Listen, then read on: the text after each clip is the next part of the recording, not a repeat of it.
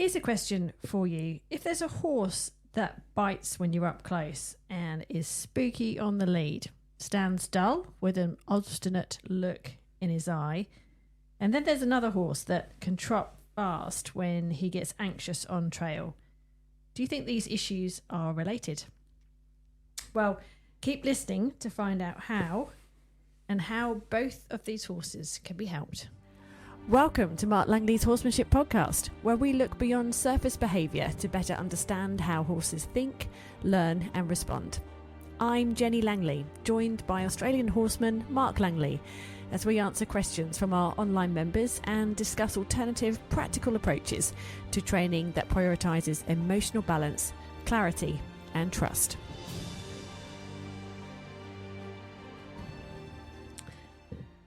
We're going to talk about two horses today, and they both have a range of challenging issues that we're going to work through. Before we go into the details of each particular horse, Mark, I just wondered if you could explain some of the behaviour that's happening with them. Very briefly, can you just sort of outline, perhaps in a very general context, why a horse might trot when they get nervous? So a sort of a fast trot that is not, makes the rider feel unsafe. So when a horse goes to speed like a trot, or faster than just a comfortable walk, and it's not something you ask for and they feel rushy, they're either anxious and rushing to something or rushing away from something.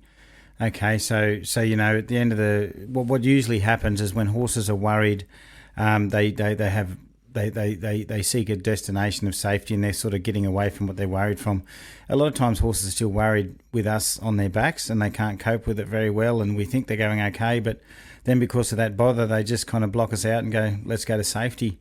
On the worst case scenario, when you have a horse proper get away on you, that's one that's actually looking back at you going, I'm terrified of what's behind me, and then they run away from you. But generally they just get anxious, overstimulated from what we're doing, and then, as I say, we become a white noise and they just think ahead over the horizon to get to somewhere else. And why would a horse spook when it's being led on the ground? In an arena, there's nothing much happening. I think once a horse gets out of its comfortable place, so some horses got their little 3 or 4 horse herd, and there's one horse in the herd that kind of does all the kind of, I call it the heavy lifting of processing what's going on out in the paddock and things like that. And the other horses rely on that horse, and then when they leave their safety little network that they have, they become a little bit more unsafe. And sometimes around us, if we haven't got a good, clear connection with them, they don't feel safe around us. We lack guidance and whatever sort of reasons. There's many reasons. Also, they're anxious of our guidance, or they're a bit anxious around us. Then basically they become, because the cup's already half full, they become spooky when they're away from their safe place. So, and they can be spooky in an environment. We think that, well, what's there to be spooky about? But they just feel that they can't process all those things on their own, so they don't do it so well. All right. And a horse that bites when you approach it, so say you come up its sides and it's or you're trying to do something close by and it turns around and bites, maybe you're asking it to do something. What would lead a horse to do that? Horses bite us because they're communicating with us. So they might be saying, I don't like that, I don't understand that, that's annoying me, my thoughts are somewhere else, there's so many reasons, get out of my space, you've frightened me. But a lot of horses, and this is the context I think this would be in, is, a lot of people, even working with young horses, when you're close working with them and they're nervous because you're there, they nip at you because it's a personal space thing too. Some horses, when they're anxious, they need a little bit more space, and so usually I'd like to give a horse a fair bit of space when they're anxious. But if I'm up close and personal teaching a horse because I want to teach it something, then all that kind of close work where they're kind of brazy and they're unsure, and also they take training personally sometimes, they can get a bit narky about it, and it becomes like, I poke you, you poke me sort of thing as well when we train our horses. So there's so many reasons they get nippy. Some horses start to nip because they're playful, and it's like, when you come and do this with me, I'm going to do this with you, and like two geldings playing. So that they can be that type of nippiness. But most of the nippiness that I think, comes across towards us when we're just generally working with our horses is a lack of understanding. The horse is caught in brace and it doesn't know the alternative to what you're asking. It can feel pressure on it, whether it be visual pressure or physical pressure, and it just annoys it or doesn't like it. And in other scenarios, some people chase their horses around a lot, push them a lot, and that could cause a problem. So if I tell you then that both of these horses that we're currently talking about have a similar history, and that is how they've been trained in the past in one particular approach, and that is that both of these horses have been driven. So for one horse, their previous training advice was always very focused on being the boss and driving him, particularly as he was a particularly pushy and dominant horse. And the other horse was just used to driving pressure. And that's just how, just part of the training. That's what happened with him. Can you just explain how the use of driving, getting the horses to move away from something, has led to what we've just been talking about, which is all these different situations where the horses were increasingly anxious. They didn't feel comfortable with the person in the sense that the person probably wasn't replacing their herd, and they couldn't process properly. Why is it all linked, do you think, back to driving?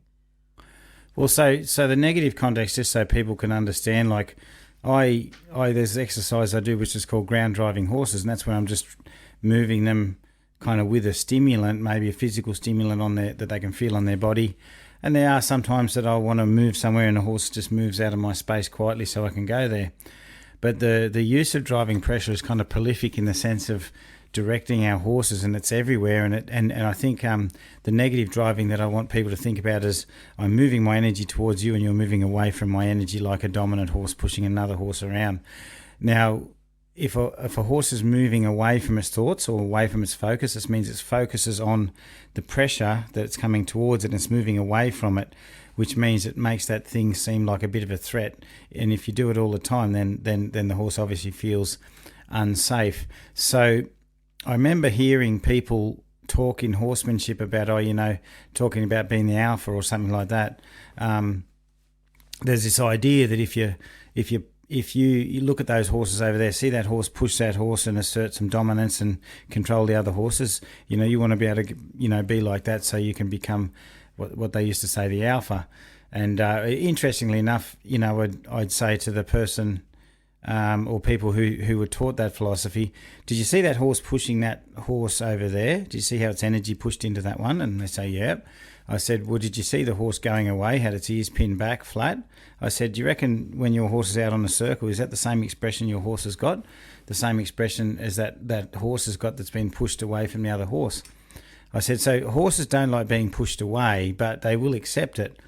Now, why horses can push other horses, and this is when people sort of take horse psychology down the wrong road, is why horses can get away with it versus why people can't get away with it.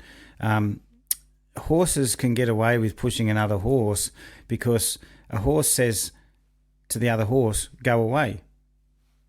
That's why they do it. So if an unstable horse comes into a new herd, some horse is going to come out of that herd and say, go away, you're not welcome, and that horse will go away and it won't be allowed in the herd. There might be some food. A horse goes, that's my food, go away, and the horse goes somewhere else to find some other food or whatever. So the reason it works for horses is because a horse says to another horse, go away, and the other horse goes, I gotcha, I'm going away. The reason why driving pressure in people doesn't work is because we say go away, but then the next thing we say, come back. And then we say go away again and then come back and go away, come back, go away, come back. So that's why horses get so troubled with driving pressure, is because one minute we're saying go away from us by pushing them away, a bit like a horse pushes another horse away, and then 2 seconds later we pull on the rope and say come back for some more. So we're trying to use it to train horses. We're not actually saying to our horses go away and stay away. Now I'd have no pressure if someone drove their horse. Say if a big dominant horse came up to me in a paddock, and it was kind of coming at me because it was kind of aggressive or pushing me, my go away would be bigger than its go away, so I could say go away to it. But then the next thing I'd be doing is going somewhere else because I'm not even interested in staying with that horse because I'd want it to go away. So people use driving pressure to train horses, not just to say go away and stay away, and that's the problem. So the most troubled horses I see in herds are the ones that are allowed to be in a herd, but they're at the bottom of the pecking order because they're allowed in the herd, but they're constantly pushed around by the others, and they're really troubled horses. And then they go to their owners, and the owners say, go away, come back, go away, come back. So then they have all these troubles like biting, spooking when they're out on trail, just being generally unstable around us because they feel threatened by our presence and energy because they don't know when we're going to press on them and say, hey, get away from me. So directing horses is directing horses. That's when you're asking them to go towards their thoughts or go somewhere. Driving is just saying, go away from my energy all the time. And that's why it's such a negative thing. But it's still rife in a lot of training. And it just doesn't work. It makes horses really feel like with us, they're the bottom of the pecking order, so that we get all doesn't matter if it's, as I said, the biting, the spooking, the bolting, all comes from a horse feeling very unstable with us being around them, and it all stems from that feeling of how we guide them. Okay, so let's go to the first horse then, and I want you to sort of help with some advice about how we can help with their training. So this was an off-the-track thoroughbred who's an 8-year-old, never raced, but was trialled. This is the one that's spooky on the lead and can bite up close. Now, the owner says that leading is improving, but he's constantly chewing on the rein or the rope. He's obviously doing that biting that we mentioned when he's coming up close. He can be led beside on both sides, but if he walks to the sides, he blocks them. He generally stands dull with an obstinate look in his eye. And when he asks him to follow the rein, he plants his front feet and resists. He can move forward with gentle steps, with the rope picking up from a distance, and the backup is good. But yes, he's been told previously to be the boss because he tends to get pushy and dominant. Now, the owner's perspective is that it's all of these behaviours are anxiety-based and from insecurity.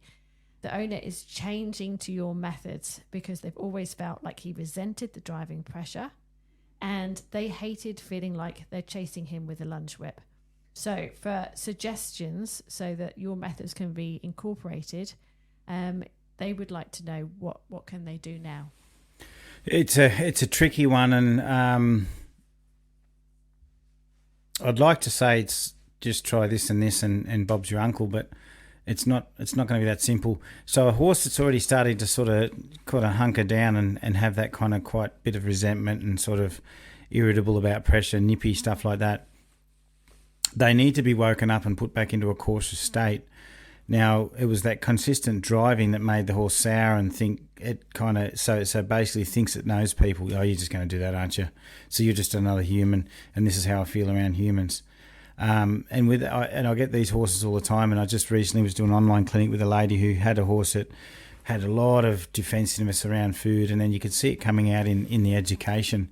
And we had to make that horse cautious and aware without it going, well, usually when I'm aware and cautious, I'm either been running away from something or angry.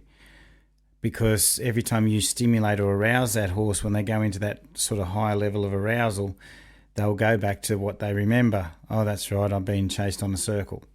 So that's the hard bit. But if you go very quiet and casual with them, softly, one step at a time, they just start to dull out because they've already been to the other place and they remember that, which they don't like. So then they just shut out to the small stuff because to them it doesn't matter. It all started as pressure. You got to remember the seed of pressure that was put in a lot of horses that have been sent out on circles was, I'm going to ask you softly to do something, and then if you don't do it, I'm going to drive you, and I'm going to drive you really hard. if I have to. So the horse always remembers small pressure is linked to a pressure that they feel bad about. So even when you're doing real small stuff with them, they're still going, yeah, I know, one day if I don't, and so in this case, pressure is linked to anxiety. It always is, yeah, because pressure has been linked to the thing the horse doesn't like. So someone is always pulling on a rope when they're lunging a horse. Someone's always doing this when they're lunging a horse, and if that horse is not feeling good on the lunge, then anytime you touch on that rope, so it all links, everything links in pressure. There's a lot of memories and patterns that horses have been taught, and a lot of the little cues that we do link to those patterns. And that's why, like on the online clinic, I picked up a rope and the horse went, oh, that's right, you're going to lunge me. And I said, no. I said to the lady, no, we're not going to lunge you. We're going to get you to look over there and step over. Oh, you're going to lunge me because you picked up the rope. No, we're not going to lunge you.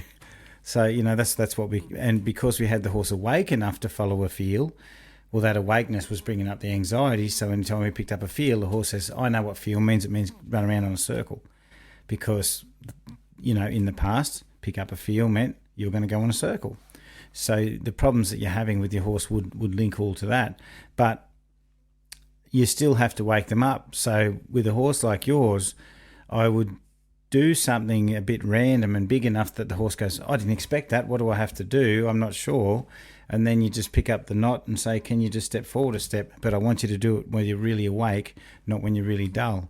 So sometimes you just got to wake the horse up. My classroom analogy for this is, and this is why some people got to figure it out. I'd hate to give someone the wrong answer. Sometimes I've got to let people figure it out. And this is the hardest bit, how to do something to make your horse a little bit spooked for a second and then say, now, can you listen? Can I ask you to do something clearly?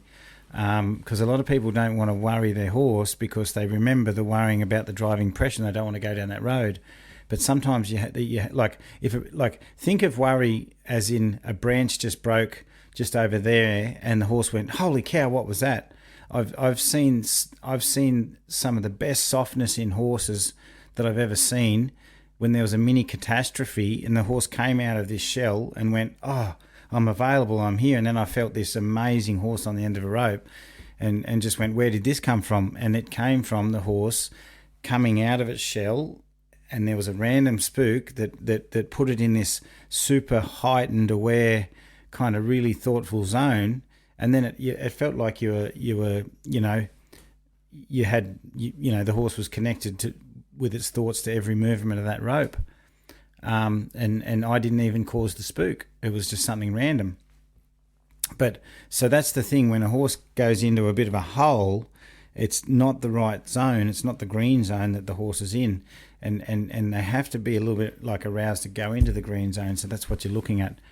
Can I just ask you, just stop you there on that point then, because I'm interested about the biting particularly as well. If the horse is a little bit dull and has started to shut out, resenting training because of past training behaviour, is the biting how does that kind of fit? Because if they're shutting out, they're not just standing there being compliant, are they? The biting is actually that's when education becomes personal.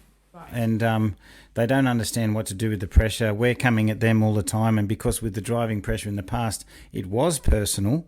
So now we're trying to be soft and touch and poke the horse, and it goes, I don't want to be poked. I don't want to be prodded. Get away from me. Stop wriggling that halter on my nose. And they get resentful and bitey, and they're carrying anxiety.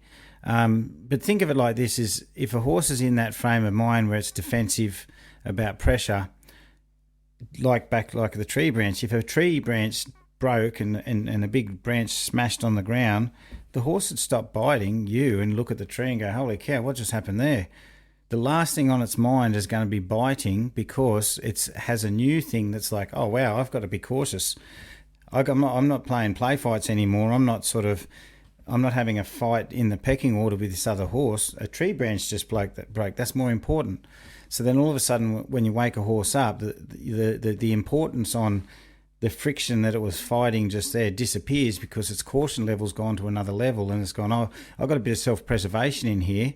I'm going to have to think and then they're in a more cautious zone, and that's where you can train them from, and it becomes not personal. So like a thing that I sometimes do with a horse, that I might have the flag, and when I go to pick up the rope, if the horse goes, oh, I don't want to listen to the rope, I'll pop the flag, and the horse will go, what was that flag? And it goes like this, and it opens its eyes up a bit, and then I'll pick up the knot and say, can you step over? And it goes, yes, I can. Because it suddenly stopped thinking about the rope and you poking it, and it just suddenly got more aware. But a lot of people would use that flag to chase the horse away because they didn't listen to the rope, whereas I would use it to create a high level of awareness so the horse can follow a feel and feel the feel and follow the feel on level number 1, not level number 4 all the time.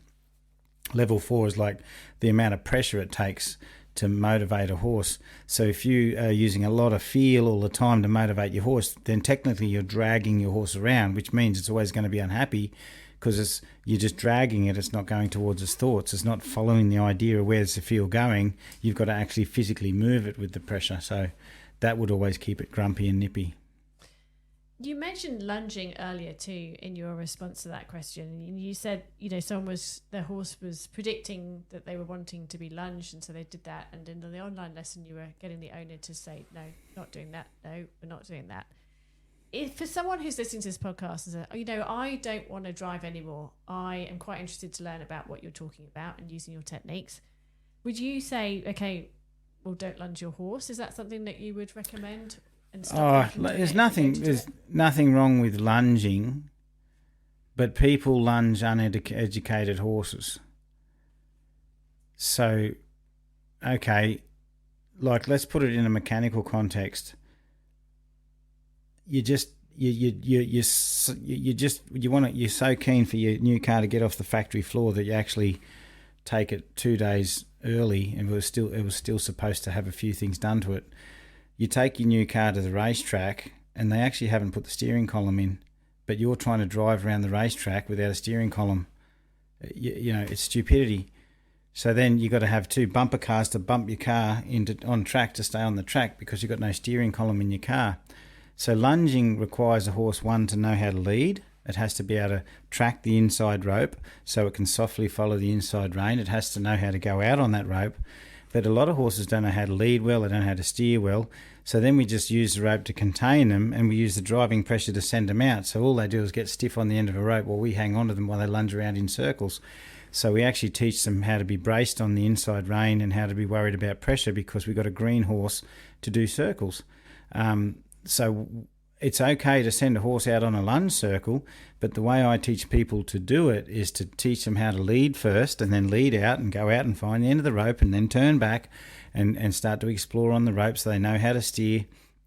And then when they're good enough at steering that they can hold that inside thought well on the rope, then they might do half a circle. And then I do a lot of lead lunging where they lead up and go out and find the lunge again, and then they can do it at a trot and then eventually a canter.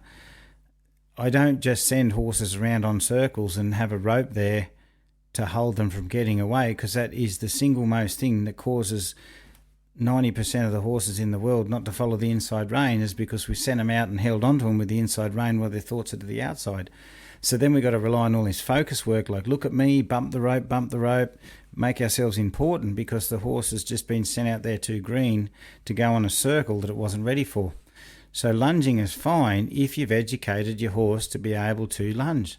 But people lunge horses because they're uneducated and wonder why they look all braced and hollow as they go around on the circle. It's because lunging is a circle which requires the knowledge of steering.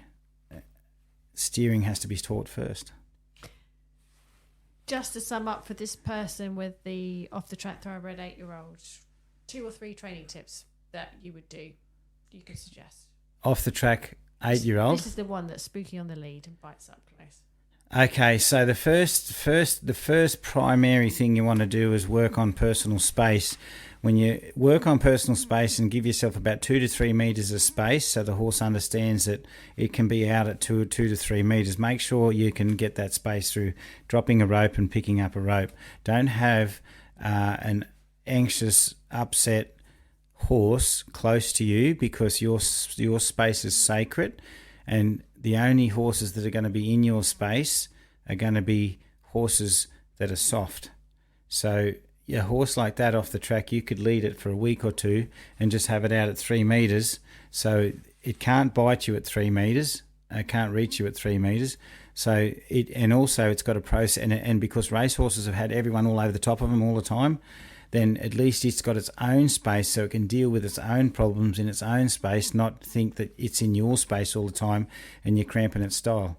So give the horse its own space, give yourself your space back. That'll get rid of the biting, and that'll give your horse responsibility. Make sure that bubble is really, really important.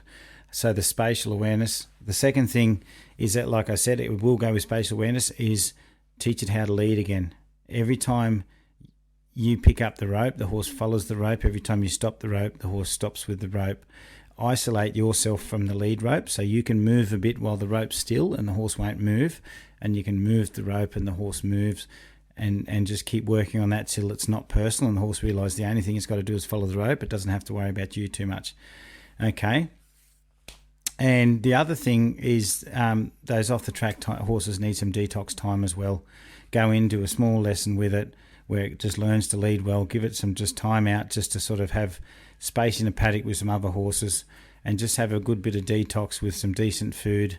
They've got to detox a lot of everything, like they've got to go back on just grass and simple foods, not all that sort of high-octane stuff that they have. So there's a bit of detox that they need, just in mental detox and food detox that they need when they come off the track as well. Let's talk about the second horse. This is a 6-year-old gelding who is called Lenny, who's a half standardbred and half thoroughbred. The owner's had him for 2 years, only one owner before that, and he was an orphan foal. Now, this owner is a new member to your online membership and was previously using a lot of driving with Lenny to get him out of her space and to exercise him. He's always been in a small herd, and she's noticed that one particular gelding who he's with now gave him a very hard time for several weeks before he learnt some respectable boundaries. As you can imagine, she says, Lenny is full of curiosity and very little caution. She noticed that with the driving pressure that she was previously using, Lenny was getting angry with her and they were battling for dominance. Things have improved since she's been listening and learning from you, and she thinks it makes sense the leading lessons are going well. Her question mark is about the riding and what happens when they're on trail. So when she rides Lenny out on trail, she tries to keep him to a walk. But if he gets nervous or excited, he wants to run down the hill or do a fast trot. She's been using the one rein stops over and over again until he stops running. She should be trying anything else. Teach him how to run. So a one rein stop or a cooling circle is how you ride a horse down from when it gets into a panic or whatever. So just like, my horse just rushed into a trot or a canter, one rein stop, shut it down, try again. Okay, the best thing I ever figured out, I guess, was I rode a lot of hot horses. I rode a lot of troubled horses in the past, and I could master the art of riding a hot horse down, but it's all in how you ride a horse up. Okay, so if you keep him at a walk all the time and then he gets overstimulated on trail, he hasn't learned how to trot softly underneath you. He hasn't learned how to canter softly underneath you. All he's done is maybe stayed under the threshold at a walk, and then suddenly he's over threshold by being out. So then if he does find a trot when he's over threshold, he's more over threshold because he's got to trot underneath a person, and then he gets shut down for panicking, and then we go again. So when you're at home and you're doing your one rein starts, not the one rein stops, the one rein start is designed to get the horse to follow the rein. Tight U-turns like hindquarter yields, leading the forequarter in very tight turns, like you're turning around inside an elevator and there's not much room to jostle through it. Like that's that sort of tight turn, so the horse learns to really follow that rein through its body, and you shouldn't have to use legs to do that. The next thing is you want your horse to be able to follow your legs into a walk, follow your legs into a trot, follow your legs into a canter, and not rush at any time. As soon as you feel your horse just about go to rush, don't one range stop it. Redirect its thoughts, redirect the flow until the horse relaxes in that flow, and not just shut it down and start again. So you're redirecting the movement, and get very good at understanding where your horse's thoughts are when you steer it. If the horse is thinking over there, then when you pick up a rein to turn, you see the horse let go of the thought and let go of the trouble that thought had with it. So it doesn't only just let go of the thought, it lets go of the emotion that thought put in the horse. So once you've got that established, the reins will be effective at helping your horse regulate the anxiety by not having so many thoughts that it hangs on to, and teach your horse to be ridden again properly. Like squeeze means go. Make sure you can squeeze that horse and it's okay with your legs, and it can carry a person at speed before you take it out into the back or beyond where there's all these other stimulants. And then when you go back out again, you might find he's a lot more confident with you. There's probably 50,000 other areas that I could talk about. Is he good behind the eyes? Have you checked all that? Have you checked all these things? But I think that's a start. Okay. Well, this is going to be sort of one of those shorter podcasts, Mark, but you're so full of information that we've gone over time a little bit. It's amazing how you can just keep going, how the information flows. So thank you. And thanks to all those questions that have come through. Hope that was helpful to anyone that's been listening.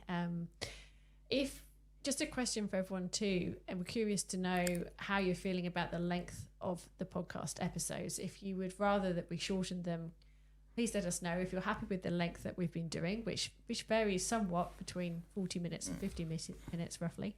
Let us know too. If you can leave a comment or send us an email, we'd really appreciate it. Thanks for listening. We'll be back next week with answering some more questions from our online members. See you then. Thanks, Jenny. Thanks, everybody. If you'd like to help apply any of these ideas to your own horse, you can join Mark Langley online. The membership gives you access to Mark's full training library, detailed step-by-step exercises and regular Q&A support to help you better understand your horse's behaviour, training and emotional responses. It's designed to give people more practical, thoughtful solutions that help horses learn with confidence, softness and understanding. To find out more, head to marklangley.com.au and click join.